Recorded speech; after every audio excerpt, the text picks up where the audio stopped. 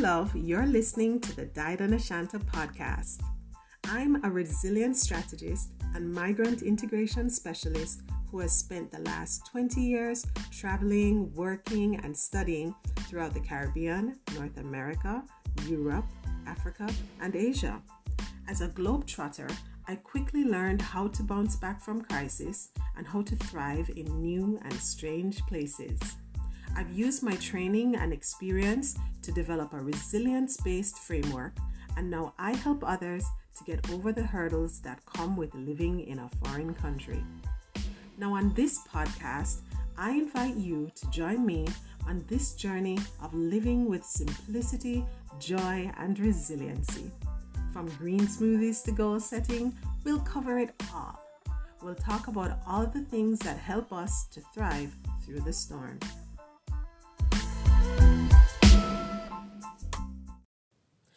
Welcome to the Died on Ashanta podcast. This is episode 15, and we are talking about a crushed spirit. Now, if you've ever paused to reflect on someone that you've had to deal with that is always negative, everything is a pessimistic thing that comes out of their mouth. They never expect things to work out. They are always anticipating some disappointment, some hurt, some failure, some upset. And when they do, in fact, have unpleasant experiences, they're very bitter about it. They hold on to it forever. They don't look to see what's the good that's going to come out of a bad situation. They don't have any lessons that they've learned to move on that you'd say can benefit them. And so they tend to show up in life feeling very sarcastic and never finding joy in anything. They are very prone to being unforgiving. So if you ever make the mistake of offending them, you can be sure that they'll remember it forever.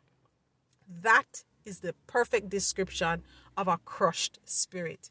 And in Proverbs, a book in the Christian Bible, it talks about how your body can tolerate being sick, but a crushed spirit is unbearable.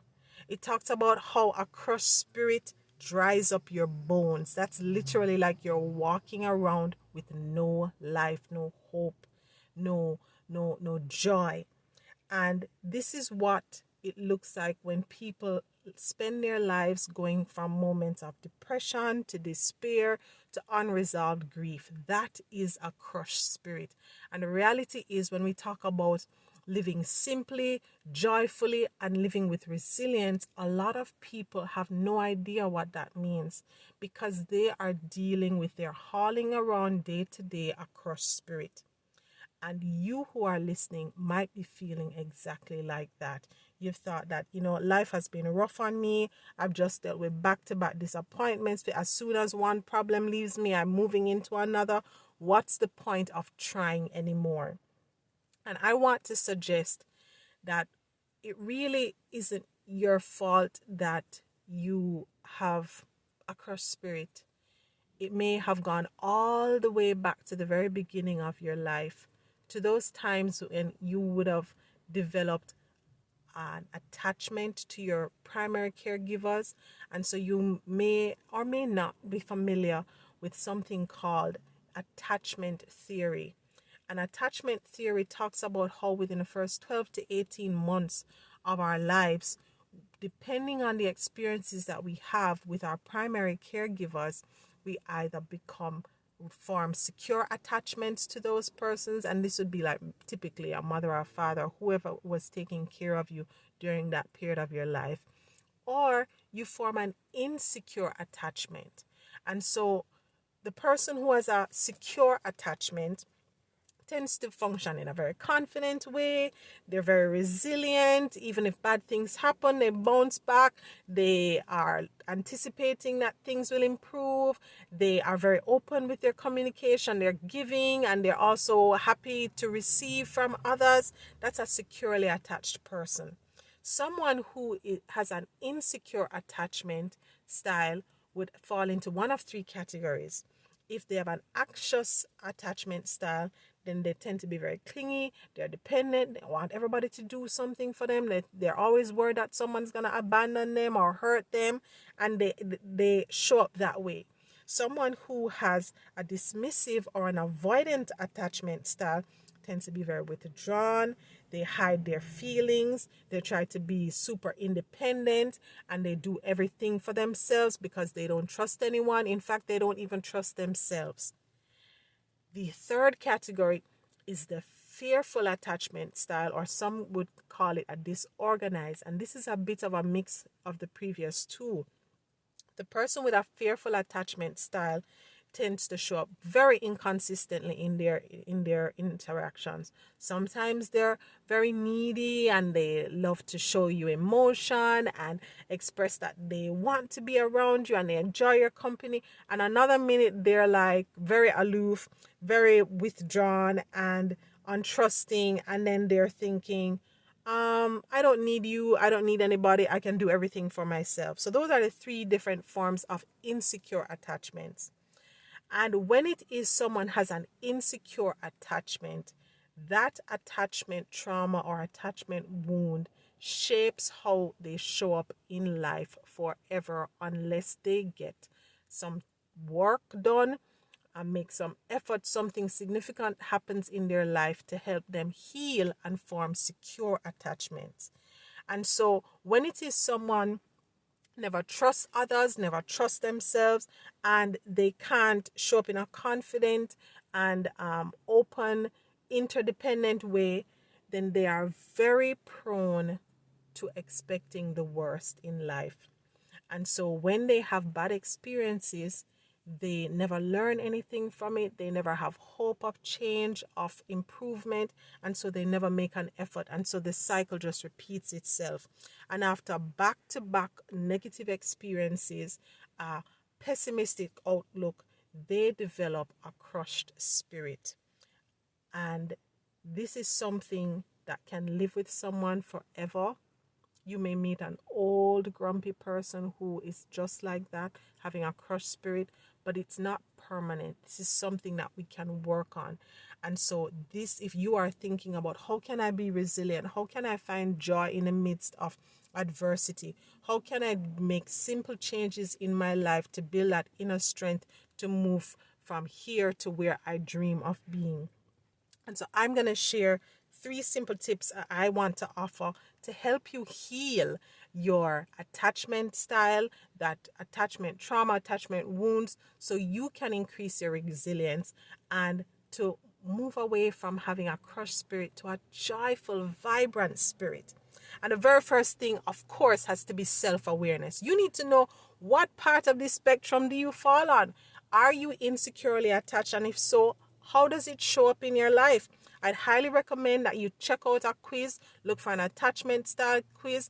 I highly recommend attachmentproject.com or personaldevelopmentschool.com. Go on there. These are free quizzes and they're pretty thorough and could help you identify what's your attachment style and give you even some tips on how to developing a secure or a more secure attachment style. Once you've done a quiz, check out some books on healing attachment trauma, any kind of childhood trauma, and educating yourself. Watch a few videos and find out why it is that you're triggered by certain things, why it is that your relationships always turn out a particular way, why you keep interacting with a particular type of person. And as you do that, then step 2 would be to do what? Some self-reflective journaling. And of course, that's going to tap back into our previous episode 14, where we talked about journaling. And I spoke about the challenge to spend 200 days reflecting on who you are and your emotional well-being and how you want to show up in the world. So, do your quiz, know who you are, get educated about attachment styles and about secure attachments, and then spend the time to document. It might allow you to go back and think of when you were a child and the environment you grew up in, the people who are around you, and how the relationships you had in the earliest period of your life impacted how you are currently showing up in the world. And then that could help you decide what it is that you need to work on, what's important to you, and what is damaging you on a day-to-day. And once you realize these things, of course, you're going to have to set some boundaries. You're going to have to find out what's triggering you. What is it that you need as you interact with other people, whether it's a one-on-one relationship or in a community, whether your classroom or your workspace. How is it that someone can change the way they interact with you so that you are not distressed, you are not hurt, and that you can be at peace and be a stronger person spiritually? When you're talking about boundaries, I'm going to give you a quick example. If you hate when people write in your book and you lend a book to a friend and it comes back with lines and notes and markings, instead of being very bitter and saying you're not going to talk to the person anymore and you drop them immediately because of that insecure attachment, and then you have lost maybe a very valuable relationship with your friend, state it up front. Let your friend know, I really dislike when someone damages my book or writes in my book. Please don't do it. If I lend you this book, I want it to come back to me in the same condition I gave it to you. That's you setting a boundary. Now, if your friend goes ahead, disregards your need for a clean and pristine book, then you can either request that your friend enforce your boundary by requesting that your friend replace the book with a new copy. Or you simply let them know, I won't be lending you any more books because you are writing in my books and I don't appreciate that. Setting those boundaries allows you to negotiate the terms on which you want to interact with other people. And if they care about you, they're going to respect those guidelines that you give to them. And then second of all, you prevent yourself from experiencing things that would encourage you to feel hurt and bitter about it. So that's just a quick example of how you can enforce boundaries and have your needs met as you deal with other people, because our connections are the root of how it is we experience life and whether or not we have that inner strength to deal with the crises that we face from day to day. In fact, a Burundi proverb says, crying a lot does not give you peace of mind. Crying a lot does not give you peace of mind. So if you are seeking peace of mind so that you don't end up with a crushed spirit, it starts with these basic things of understanding who you are emotionally. How have you been wounded or traumatized in the earliest parts of your life? That's now impacting how you show up, whether it is anxiously, dismissively, or fearfully in your interactions with others, and then in turn having very bitter, painful, and depressing experiences that don't allow you to be your best self.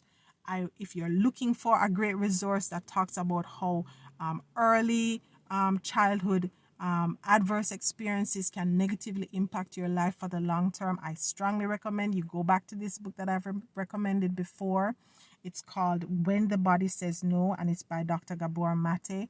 Check it out. You will learn a lot. It will talk a lot about the work you can do to heal those insecure attachments. But that's basically my message this week. Spend some time thinking about who you are and how it is you can grow from having a crushed spirit. Or maybe there's someone you care about who's pretty bitter and could do with some encouragement so that they don't end up with dried bones or a broken heart. That's it from me this week. Do have a fabulous week. And as usual, I enjoy hearing from you. So let me know what you thought of this episode, and wishing you joy, simplicity, and growing resilience.